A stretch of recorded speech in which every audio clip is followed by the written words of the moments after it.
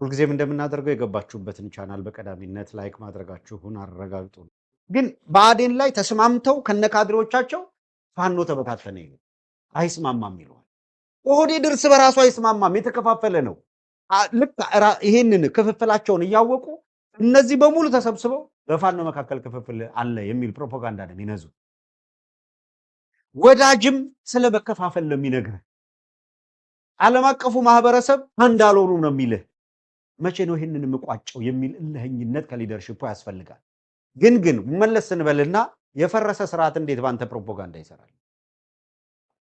በተሻለ ሁኔታ ምናልባት ይሄ የፋኖ አወቃቀር 2 ዓመት 3 ዓመት እየተሻገረ ያለን እነዚህ እኮ 27 ዓመት ለቲፒኤልኤፍ ተገርደው የነበሩ ብአዴኖች ዛሬ መስማማት አቅቷቸው ተበታት ነው የክልሉ ፕሬዝዳንትና የክልሉ የጸጥታ ዘርፍ ኃላፊ በፕሮፓጋንዳ ለስማማ ብለው ግራና ቀኝ እኮ የሚናገሩት። እንዴት በፈረሰ ስርዓት እንደ ተሸናፊ እየተተቸ ትቀጥላለህ? ከዚህ በፊት ማነው በደርግ ዘመነ መንግስት የነበረው ጦርነት ጊዜ ይመስለኛል። ትክክል ነው። በዛን ጊዜ የተነገረ ነው። ይሄን አባባል አርቲስት ታማኝ እንደተናገረው ነው የሚታወቀው።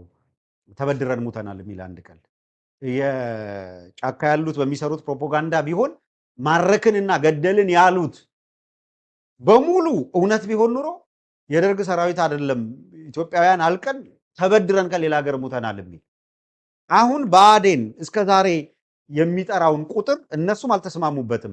በየጊዜው ዝም ብለው ቁጥሩ ስለሚጠሩት ፕራክቲካሊ እስከዛሬ የጠሩት ቢደመር ግን የአማራ ህዝብ ሁሉም የለም እኮ በእነሱ ቁጥር ቢሆን በየቀኑ የሚጠሩት ቁጥር የሚገርም ነው። ስለማያውቁት ዝም ብሎ ለፕሮፓጋንዳ ስለሚጠሩት በሉ የተባሉትን ስለሚሉ ብቻ ማረክን የሚሉትን ቁጥር ስንት እንዳደረሱት ይሁንና ይሄ ያለቀ ይፈረሳል። የታችና የበላይ አመራር አይደለም፣ የወረዳና የምናምን አይደለም። ይኸውልህ የክልሉ የጸጥታ ዘርፍ ኃላፊ የክልሉ ፕሬዝዳንት ባለፉት 2 ዓመታት ይላሉ ስለ ፋኖ ተመልከቱ። በ15 ቀን ጦርነቱን እንጨርሳለን ብለው ነው የገቡት። 3 ዓመት ሞላቸው። ከ2 ዓመት በፊት በየገዳሙ በየጢሻው ነው ገብተው እየፈለግናቸው ነው፣ ከዚህ በኋላ ስጋት ሊሆኑ አይችሉም ካሉን 2 ዓመት ተቆጠራቸው። እስቲል ጦርነት ውስጥ ናቸው። በየገዳሙ ነው አልቋል፣ የለም ተበትኖ እየሸሸ ነው ካሉ በኋላ 27000 ማርከናል ይላል። 27000 ማርከናል ትላለህ እንዴ? እንደ እጅ ሰጠኝ የሚለው እኮ ነው 27000 27000 እጅ ሰጥቶኛል እያለ ፕሮፓጋንዳ በሚሰራበት በዚህ ወቅት ጎንደር ስንት ክፍለ ጦር አለ? ጎጃም ስንት ክፍለ ጦር አለ? ሸዋ ስንት ክፍለ ጦር አለ? የአማራ ወሎ ላይ ስንት ክፍለ ጦር አለ? በየቀኑ የሚመረቀውን የምታዩት ነው አይደለም? እነዚህ ግን በፕሮፓጋንዳ አሁን አየህ ህዝቡ ጋር ስብሰባም እየጠሩ ምናምንም እያደረጉ ይሰራሉ አይደለ? እኛ አርሶ አደሩ ጋር እንዴት እንድረስ በሚል እንቅልፍ የምናጣው ለዚህ ነው። ፕሮፓጋንዳ የእንደዚህ አይነት ትግል ዋናው መሳሪያ ነው። መሬት ላይ የእውነት ነው የምናገረው። መሬት ላይ እየተኮሱ ከሚሰሩት ያልተናነሰ ፕሮፓጋንዳው ላይ ነው ሞር ኢንቨስት እያደረገ ያለው የአብይ አገዛዝ። ለምን? የፕሮፓጋንዳ የበላይነት ምን እንደሚያሳጣ ያውቃሉ። ይሄ የህልውና ትግል መሰረቱ ህዝብ ነው። ህዝቡን በፕሮፓጋንዳ መቀየር አሉታዊ የሆነ ነገር ስለሚታገሉ ልጆቻቸው እንዲኖር ጃዊሳ ይላሉ፣ ሌባ ይላሉ፣ ዘራፍ ይላሉ፣ የሆነ ነገር ይላሉ። ተስፋ ለማስቆረጥ ደግሞ ሌላ ወጣት ተነሳስቶ ሲያበቃ ለዚህ የህልውና ትግል ክንድ እንዳይሆን ደግሞ የለም አልቋል፣ ተበትኗል፣ ለከሌ እኮ እጅ እየሰጡ ነው የሚል ፕሮፓጋንዳ ላይ ተጠምደዋል። በዚህኛው ሳይድ እያንዳንዱ አርሶ አደር ጋር ሊደርስ የሚችል አንደበት ሚዲያ እየፈጠረ ነው ያለው ወይስ እየተባላ ነው ያለው? አብረን እንጩህ፣ አብረን አሉባልታ ጋር አብረን ምናምን ጋር ከተዘፈቀን ልክ አይደለም። እንደዛ ከሆነ ጥጋችንን መያዝ ይሻለናል፣ ታሪክ ላለማበላሸት። ካልሆነ ግን ባለን አቅም እንዴት አድርገን በተሟላ ሁኔታ ለህዝባችን ልንደርስ እንችላለን? ይህንን አደገኛ ስርዓት የሚነዛውን ፕሮፓጋንዳ አክሽፈን በካውንተር ፕሮፓጋንዳ ህዝባችን እውነተኛ መረጃ እንዲያገኝ የህዝቡ ልጆችም ተገቢ በሆነ መንገድ ከህዝባቸው ጋር እጅና ጓንት ሆነው በድል እንዲወጡት እንዴት እናደርጋለን የሚለውን የቤት ስራ መወጣት ነው። ይሄ ቀላል አይደለም። በየቀኑ ሐሰል አለው፣ በየቀኑ ድካም አለው። ያገዘዙ ነውረኝነት፣ የፕሮፓጋንዳ ክሽፈት በተወሰኑ ቪዲዮዎች እንመልከትና ፕሮግራማችንን ወደ የይርጋ ሲሳይ የክልሉ የብልጽግና ጽህፈት ቤት ኃላፊ ነው። ይርጋ ሲሳይ የሚባለው ምኑ ረጋው ይህ ሰው የብአዴን ጽህፈት ቤት ኃላፊ ሆኖ አሁንም የሚነግረን የቲፒኤልኤፍ ፖለቲካ በደንብ ተንትነነዋል። ይርጋ አያውቃቸውም። ይርጋ የሚያውቃቸው በጌታነት ነው እነሱ፣ እሱ ደግሞ በሎሌነት። እኛ አበጥረን እናውቃቸዋለን፣ የምናውቃቸውን ያክል የታገልናቸውም ስለምናውቃቸው ነው። ይርጋ የኦህዴድ ምስለኔ ሆኖ እነ ሽመልስ አብዲሳ በኩርኩም እያነገሉ አዲስ አበባ አስጠርተው አንበርክከው የሚነዱት ሰውዬ የአማራ ህዝብ መከራ ባንኩንም ታንኩንም ከተቆጣጠረው ከኦህዴድ እየተቀዳ ታሪክ እያፈረሱ ሀገር እያወደሙ በየቀኑ ጦርነት እየጠመቁ ያሉ የኦህዴድ ኃይሎች ቅጥረኛ ሆኖ ዛሬም የአማራን ህዝብ ለህልውናው እንዲታገል ማነሳሳት ሳይሆን ወያኔ ይመጣልህ የሚል ፕሮፓጋንዳ ሊሰራለት ይፈልጋል። ወያኔ ጠላት ሆኖ የመጣ ቀን የአማራ ህዝብ ወያኔ በዚህ ደረጃ መጣለው ሲል እንዴት መመለስ እንዳለበት ያውቃል። አሁን ብአዴን ከኦህዴድና ከብአዴን በላይ ለአማራ ህዝብ መከራ ያጸና አካል አለ ወይ? እንዴት የብአዴን ቅጥረኛ ሆኖ ናሞኛችሁ ይለናል? እንስማው እስኪ ይርጋ ሲሳይ ምን እንደሚል። የዚህ ክልል መተራመስ ዋና ተጠያቂው የትግራይ ጽንፈኛ ኃይል ነው። ዋና ተጠያቂው በትግራይ ጽንፈኛ ኃይል መቼውንም ቢሆን ምረት እንዳይኖራችሁ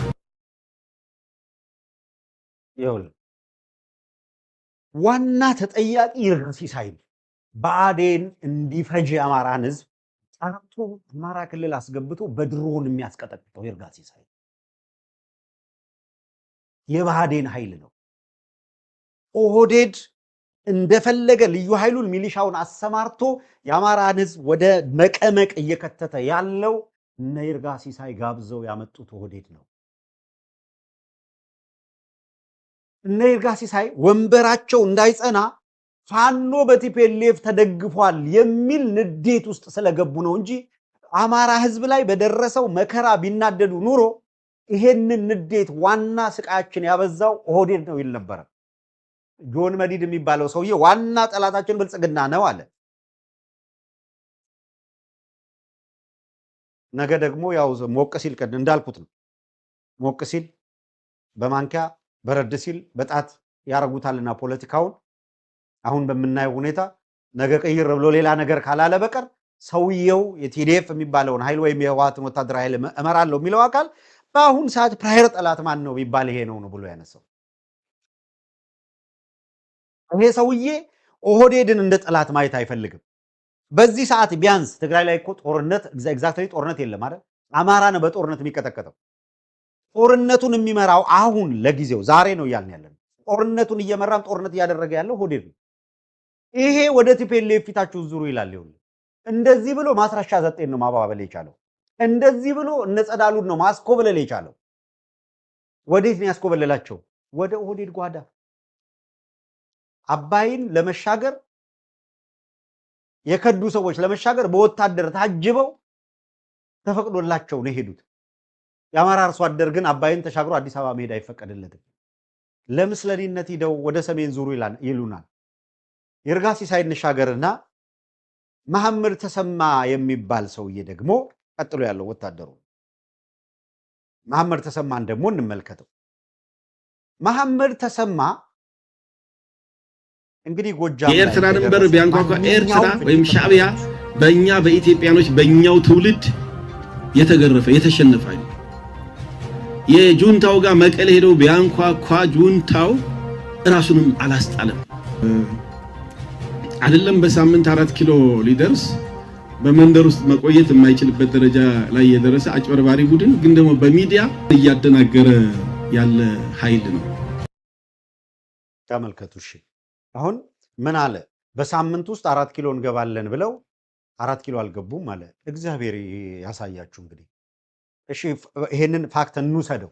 በሳምንት እንገባለን አሉ፣ አልገቡም አለ። በ15 ቀን እንጨርሳለን ያላችሁት ጦርነት እኮ 3 ዓመት ፈጀ። መሐመድ ተሰማ ቃልን ማክበር ሃይማኖትን እንደ መቀየር አይቀልህም። በውትድርና አሸናፊው ነው መውጣት። አንተ ፋኖ በሳምንት አዲስ አበባ አልገባም ነው እያልክ ያለው። አንተ በ15 ቀን ጨርሰዋል ያልከው ጦርነት 3 ዓመት ፈጀው። ቃቅመናቸዋል ጨርሰናቸዋል እያልክ 3 ዓመት ሙሉ ይሄው የአማራን ህዝብ እየፈጀ ነው። ውትድርና ጀግንነት በሚጠይቀው መስክ ላይ የለህም። ውትድርና በሚጠይቀው መስክ ላይ ስትገኝ አራግፈው ማርከው ሩጠት አመልጥና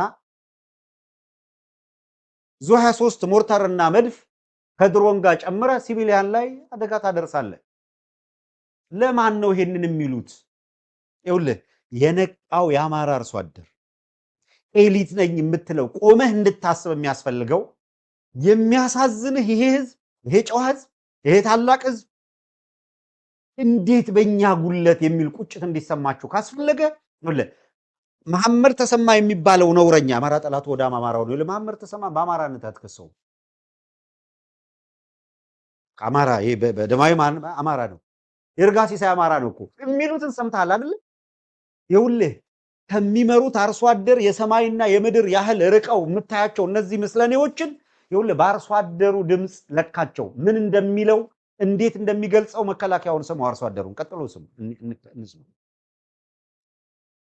ቀደም ልናገር የሚገባው መከላከያ ሰራዊታችን ሌሎች ሀገሮች ሌላ የጠላት ሀገሮች እንዳይደፍሯት ድንበር ላይ ይከላከላል እንጂ ከሀገር ውስጥ ገብቶ መፋጀት ማለት በጣም ነው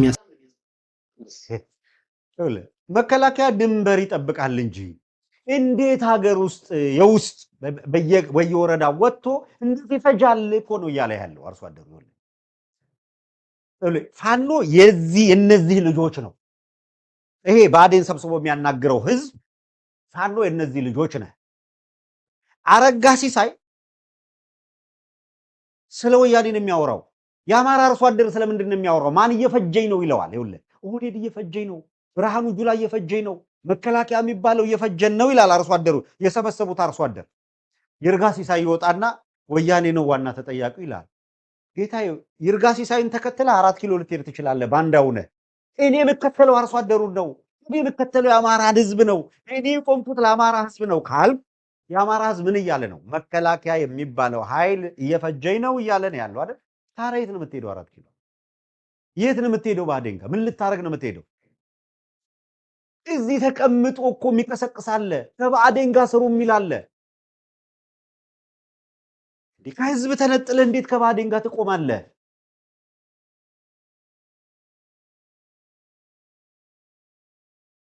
አትሊስት ሀገሪቷንም አንተንም ያባዱላ ይኸውልህ እንዴት አትሊስት ያባዱላ መቀለጃ እንዴት እንሆናለን? አባብላ ገመዳን እስኪ ደግሞ እንስሙ።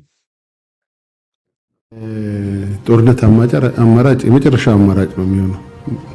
ሌሎች መንገዶች ሁሉ ዝግ ሲሆኑ፣ ሌሎች መንገዶች ሁሉ በር ሲያጡ፣ መግቢያ ሲያጡ የመጨረሻው አማራጭ የሚሆንበት ሁኔታ ይኖራል። ይኸውልህ አሁን አባዱላ ጦርነት የመጨረሻ አማራጭ ነው የሚልህ በሐሰብ ጉዳይ ጦርነት የመጨረሻ አማራጭ ነው ይላል። እሱ የሀገር ገንዘብ ሙልጭ ተደርጎ ተዘርፎ ተሰጥቶት በልጁ ስም ዲቦራ የሚል አንድ ፋውንዴሽን አቋቁሞ አባዬ በአንድ ወቅት ላይ ታስታውሳላችሁ፣ አባዱላ አሁን እንደምታዩት ድቡልቡል ነው። እነመለስ ከኃላፊነት አንስተው ከኦሮሚያ ነሱና መጡት። የእውነት እንደ ዶሮ ኩልኩልት ነው ያወጣው አባዱላ። ወር አልሞላው ኩልኩልት እስኪያወጣ በአንድ ጊዜ ኮስምኖ ምናምን የነበረ ሰውዬ ዛሬ አባዱላ የት ጋር ነው ያለው? ትላንት ምን ሲሉን የነበሩ ዛሬ ምን እያሉን ነው? ስለ ጦርነት እየነገረን ነው። የኦህዴድ ፖሊሲ ጦርነት ነው ምንላችሁ ለዚህ ነው። ጦርነትን አማራጭ አድርጎ ያመጣዋል። አይዘምትም አባዱላ። ዘመተስ ነው በነገራችን ላይ ከዘመተስ አይዘምትም እንጂ ከዘመተ ሁለት ነገር ይጠብቀዋል። አንደኛ የሚያመጧቸውን ወደ ሚዲያ ሁሉንም ይዩ። አባዱላ የት ነበረ? በቀድሞ ጦር ሰራዊት በኢትዮጵያ ጦር ሰራዊት ውስጥ በደርግ ዘመነ መንግስት ወታደሩ ነው ገባ። እኔ በጣም ነው የሚገርመኝ። ባጫ ደበሌ ገባ።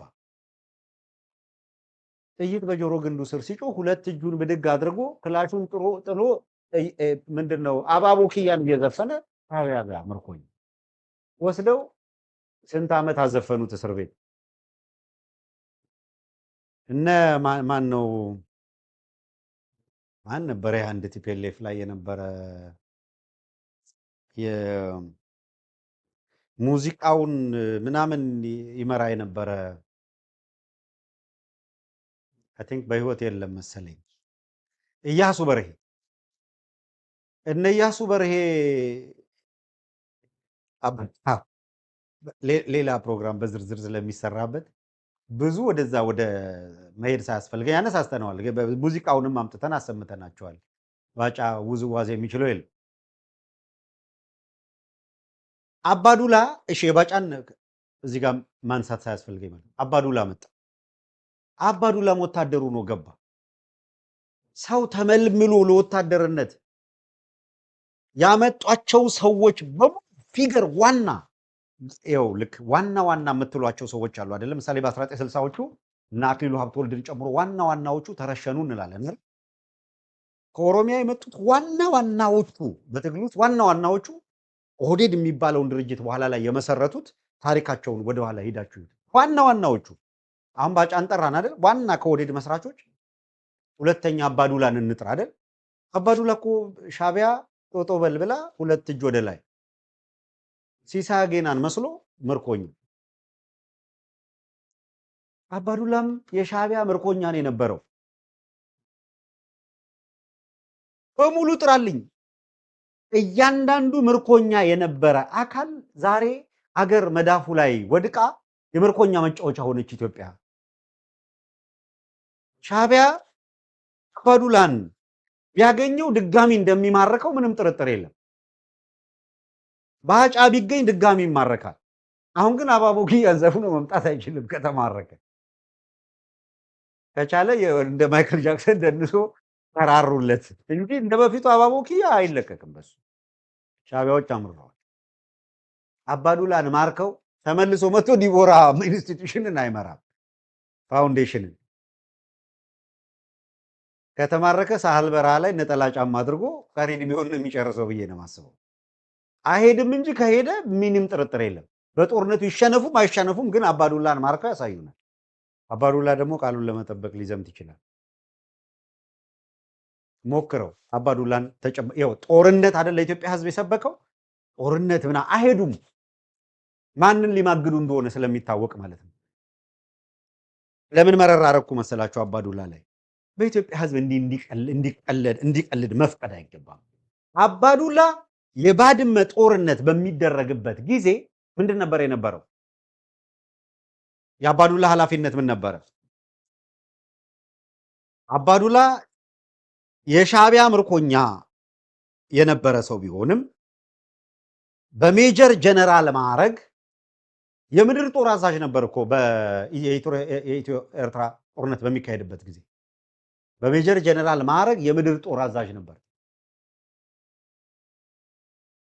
የምድር ጦር አዛዥ ሆኖ የመራውን ጦርነት የባድመን ጦርነት እንዴት ብሎ አሁን ምን እንደሚለን ስሙትና ያኔ ደግሞ ጦርነቱን በመራበት ጊዜ የነበረውን ሁኔታ እንዴት እንደሚገልጸው እና አባዱላ ጢባጢቤ ይጫወቱብን። ኧረ ጎበዝ ይማ ትክክል አይመጣም። አባዱላ እነሱ ትንሽ መሬቶች ናቸው። እኔም እንደ ወታደር በውጊያ ውስጥ ነው የነበርኩት። የሚያዋጉ መሬቶች አልነበሩ።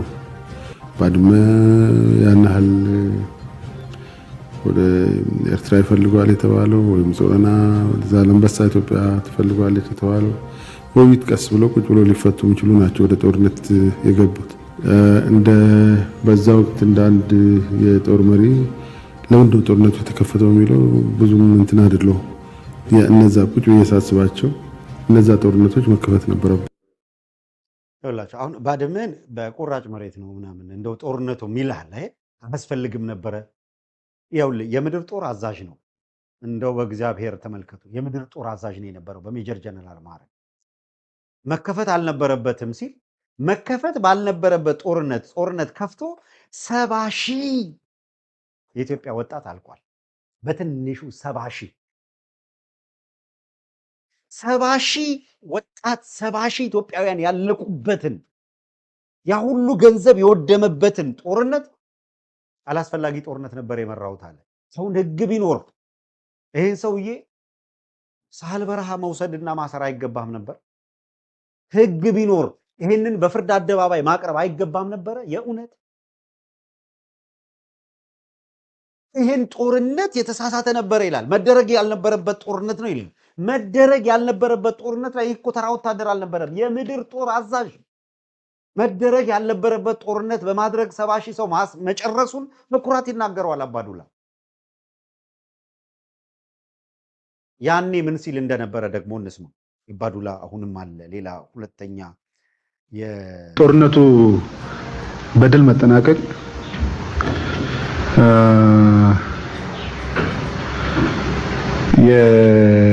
የሰራዊታችን፣ የህዝባችን፣ የመንግስታችን የእንቅስቃሴ ውጤት ነው። የባድመ ጦርነት እና ውጤቱን አባዱላ እንደዚህ እየገለጸ ነበረ። ለጌቶቹ አድሮ የጦርነቱን ሂደት እንዲህ እያለ ነበር ሲገልጸው የነበረው። አሁን ምን እያለ ነው እያጣጣለ ያለው? ያንን መሬት 70,000 ሰው ሆይ ሆይ ብለው የህዝባችን ውጤት፣ የመንግስት ውጤት፣ የሰራዊት ውጤት አለ አይደለ?